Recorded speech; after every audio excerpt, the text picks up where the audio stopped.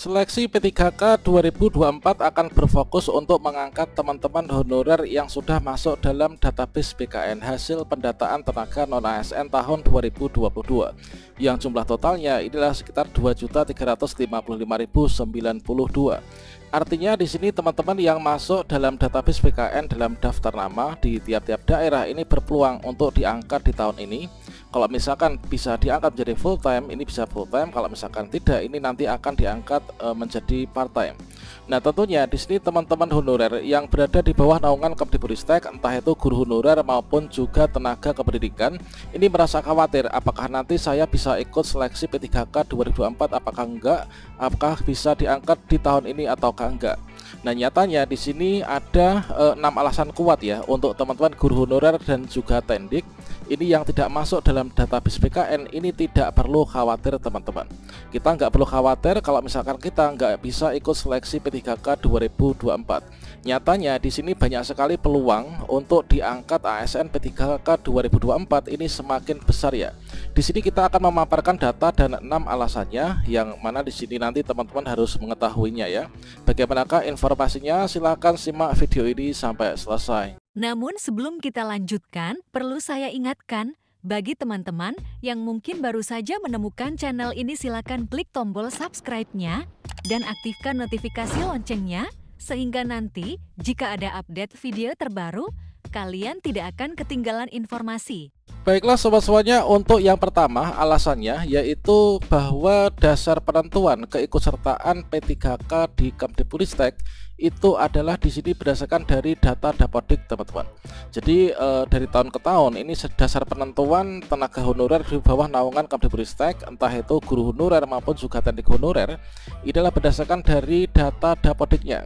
Seperti yang kita ketahui yaitu berdasarkan pengalaman ya di tahun-tahun sebelumnya, mulai dari perekrutan awal hingga terakhir kemarin, ini adalah yang bisa mendaftar di P3K guru, ini adalah yang sudah terdaftar di Dapodik. Nah, di sini entah itu kita masuk dalam kebutuhan yang jenis seperti apa, ini adalah yang jelas kita harus terdaftar di Dapodik ya. Bahwa dasar penentuan keikutsertaan P3K Kemdikbud, yang penting kita sudah terdaftar di Dapodik, ini kita bisa ikut mendaftar di seleksi P3K guru 2024. Nah, di sini dasarnya dari Dapodik itulah untuk teman-teman guru honorer di sekolah negeri dan juga guru honorer di sekolah swasta. Dan kemungkinan teman-teman yang masuk ke tendik nanti di sini Dapodiknya yang jelas harus sebagai tendik ya. Nah, selanjutnya untuk teman-teman yang di bawah di non Dapodik pun atau enggak terdaftar Dapodik, ini juga bisa ikut nanti untuk seleksi P3K guru 2024. Nah, itu untuk siapa? Yaitu untuk teman-teman lulusan PPG. Nah, syaratnya itu adalah harus terdaftar sebagai lulusan pendidikan profesi guru di Direktorat PPG teman-teman. Jadi salah satu alasan bahwa kita nggak perlu khawatir nggak bisa ikut seleksi P3K guru 2024 ini adalah dikarenakan untuk di bawah naungan Kemdikbudristek seleksi P3K guru itu dasar penentuan bisa ikut enggaknya itu adalah dari data Dapodik teman-teman. Kalau misalkan kita sudah masuk Dapodik maka kita ini sudah aman ya. Dan untuk yang kedua yaitu bahwa persebaran jumlah tenaga non-ASN yang terdaftar dalam database BKN itu berbeda-beda teman-teman.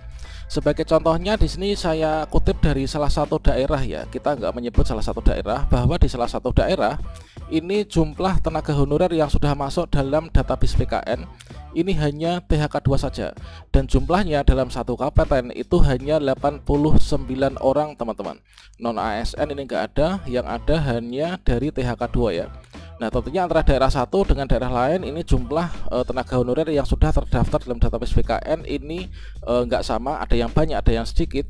Nah, bagi yang sedikit tentunya peluang besar untuk kita meskipun nggak bisa masuk dalam pendataan database BKN. Nah, tentunya di sini juga kita kalau misalnya melihat persebarannya ya, yaitu pendataan yang sudah masuk dalam database BKN, itu di sana persebarannya itu terdiri dari banyak sekali instansi. Misalkan mereka itu ada yang di bawah naungan Dinas Kesehatan, kemudian ada yang di bawah naungan Dinas Pekerjaan Umum dan juga Penataan Ruang. Kemudian juga ada yang di Dinas Perdagangan, Perindustrian dan juga Tenaga Kerja. Yang jelas kalau misalkan mereka itu tidak di bawah naungan Dinas Pendidikan Kemdikbudristek, maka mereka itu dapat dikatakan bukan rival kita teman-teman.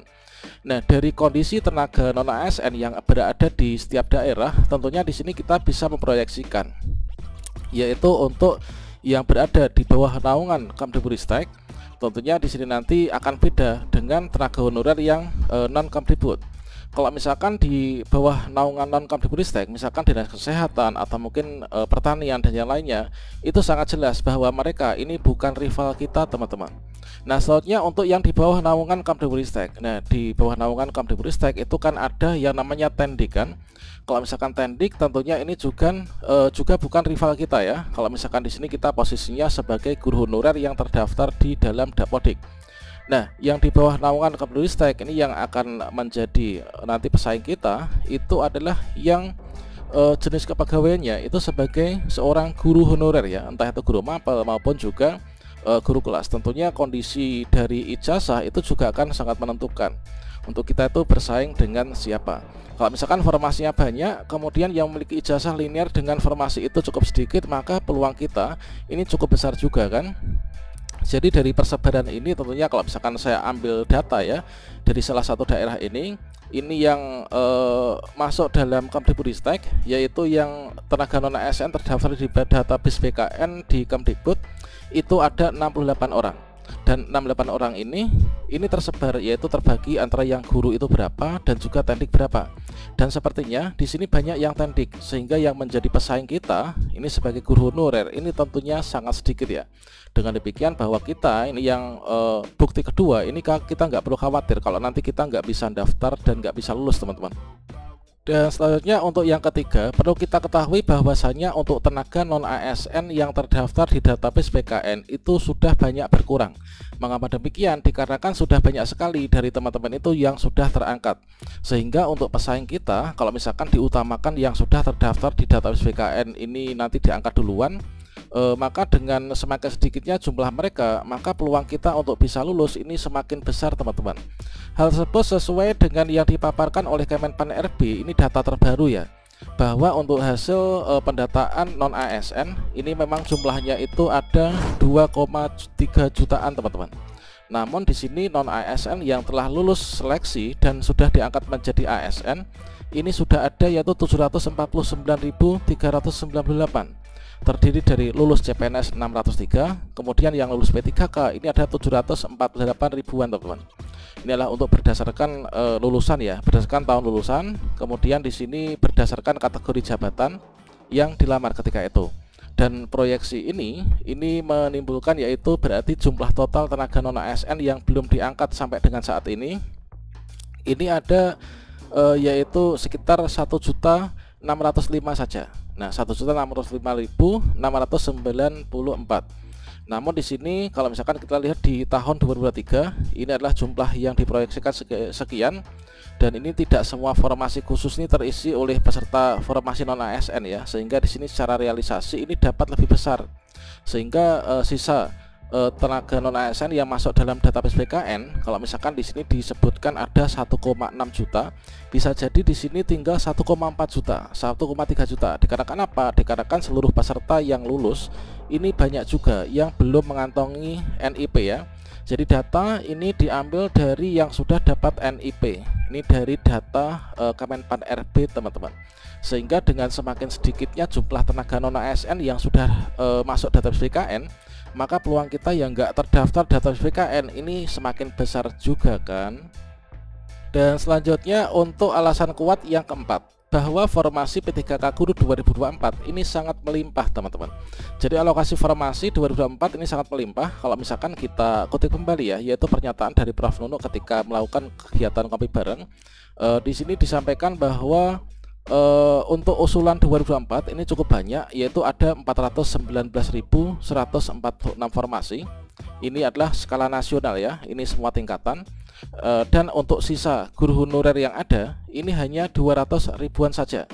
Nah, artinya kalau misalkan yang honorer ini adalah tinggal 200.000, kemudian formasinya ada 400.000, berarti kan masih 50% lebih kan. Nah, sehingga di sini kalau misalkan kita lihat ini adalah untuk P3K Guru ya, ini adalah jumlahnya.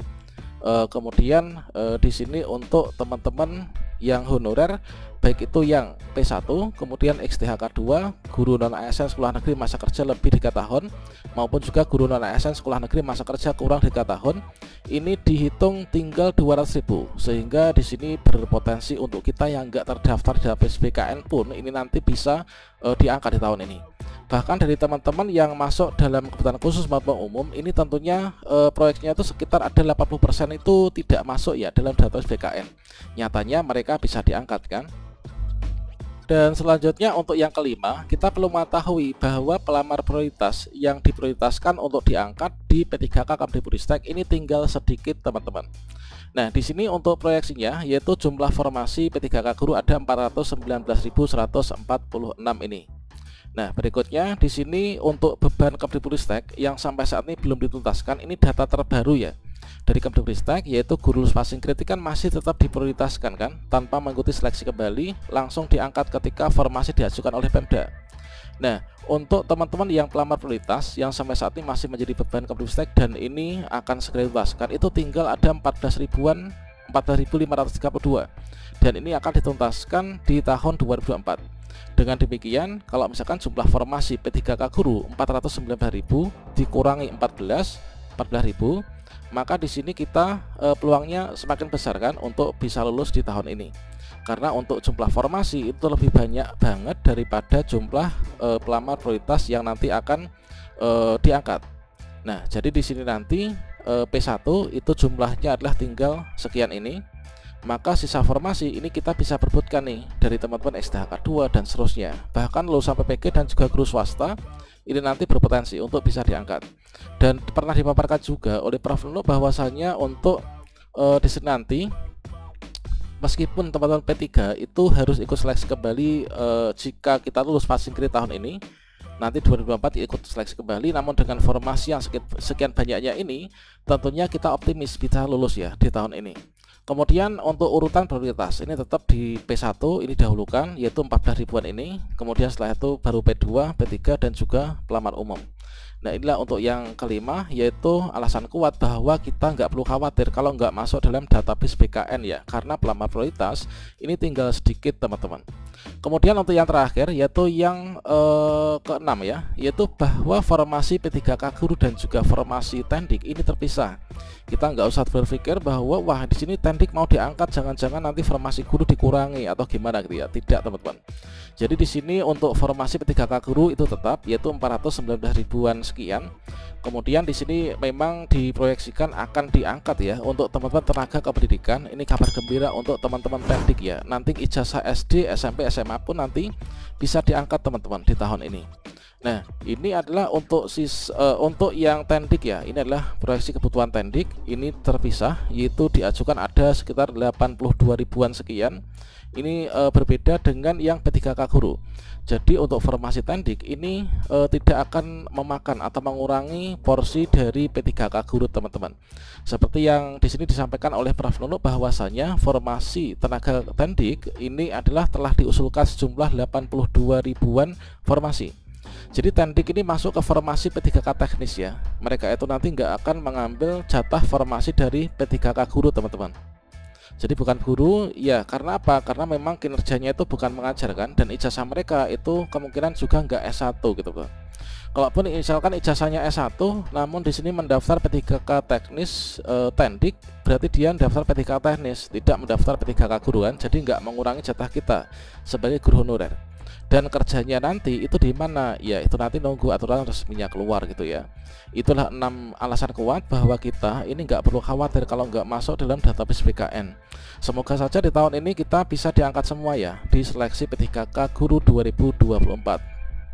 Yang jelas jadi kita berdoa, kemudian berusaha dan juga kita bekerja dengan sebaik-baiknya sehingga yang kita lakukan sekarang ini bisa berkah dan bisa berdampak positif untuk kelulusan kita di tahun ini teman-teman. Demikian, semoga bermanfaat. Wassalamualaikum warahmatullahi wabarakatuh.